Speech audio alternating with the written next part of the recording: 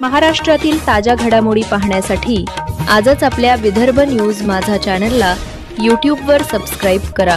Vidarbha news माझा, आवाज जनसामान्यांचा। दिग्रस नगर परिषद निवडणुकीत नामांकनांचा विक्रमी आकडा।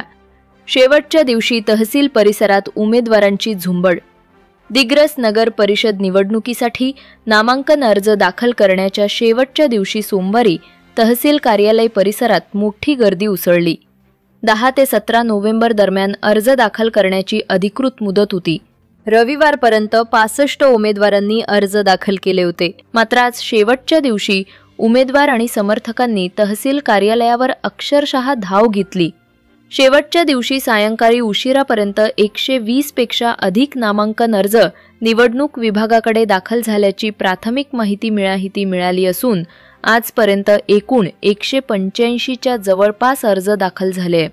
अनेक उमेदवार अर्ज सादर करण्यासाठी रांगेत उभे असल्याने हा आकडा आणखी वाढण्याची शक्यता व्यक्त केली जात आहे। दरम्यान भाजप, राष्ट्रवादी काँग्रेस आणि दोन्ही शिवसेना गटांकडून उमेदवारांच्या नावांच्या घोषणा उशिरा झाल्याने अनेकांचे राजकीय गणित धावून निघाले। परिणामी शेवटच्या दिवशी उमेदवारांची तोबा धावपळ, समर्थकांची गर्दीमुळे तहसील परिसरात निवडणुकीचे वातावरण तापले होते।